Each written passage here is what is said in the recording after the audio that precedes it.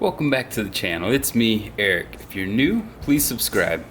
So, it's been several years since this thing has been touched. Now, there's quite a few things that need to happen on this vehicle to get it up and running, but I definitely am getting the itch and want to take this thing out of retirement. First thing that needs to happen is I need to get the T-case sent out for it and get rebuilt by TRE. So you guys are probably wondering what's going to happen with this car. Well, after 3 seasons of running this thing pretty hard in Optima series, it's definitely time for the motor to get a tear down and a refresh. It's been a great car. I've daily drove this for the past 3 years and done all those events, but I don't think I really want to push it any further than what I have. You know, the 400 horsepower was great for a street driven car, but man, I want to get this other car up and going because it was making 640 to the wheels, and that's tons of power. So I definitely want to get that car out on the racetrack and learn that car and start kind of developing that platform from what I've learned off of this car. Alright, so let's get this T-case shipped off to TRE.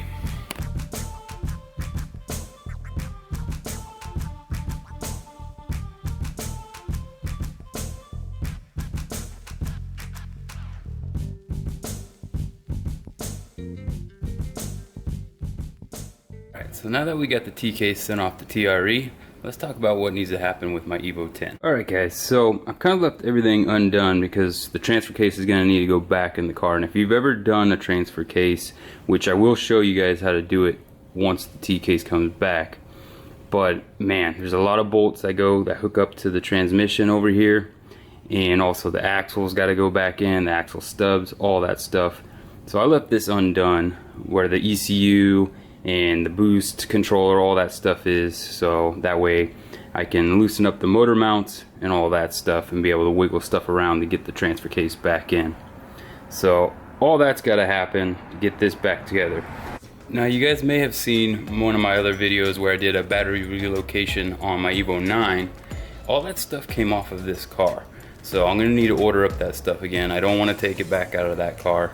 It's already kind of in there, installed and good to go. So I'll just order a fresh kit and also be able to cut the battery cable to length that I need on this car, because this one also has a battery location on it as well.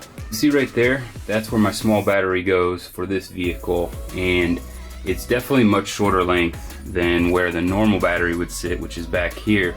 So I can definitely save some weight by not having the OEM cable coiled up around here and just cut it to length. That definitely brings me up to my next point is I did this relocation for the AYC pump.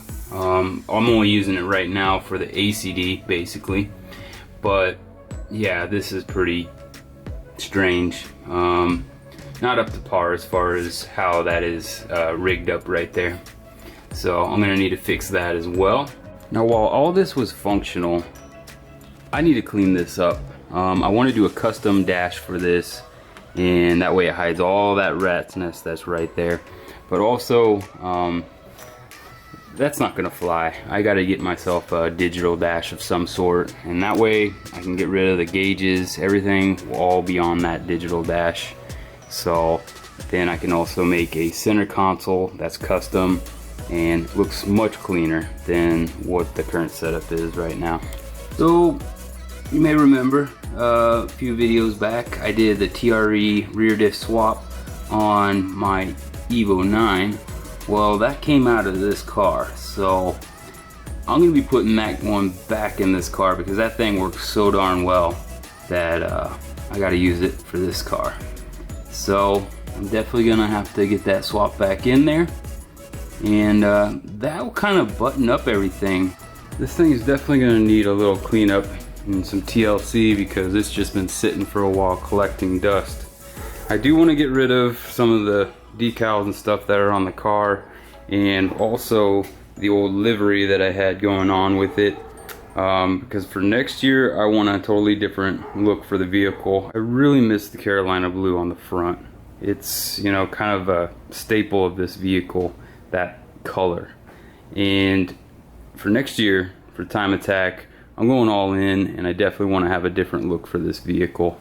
So whether it be paint, or if I can find a close enough vinyl that I can put on here to match that color, maybe we'll go that route.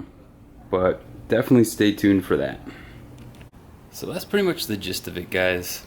I'm going all in next year, and I'm going to need to do a few shakedown tests with the vehicle, but I would like to be able to do grid life and also global Time Attack by the end of the year. So stay tuned, there's going to be plenty of content with this vehicle, and be sure to subscribe if you're not already, and make sure you like that button, and please share this, because I want to get this out there and get this thing back up and running, and I need your guys' help to do that. Alright, till next time.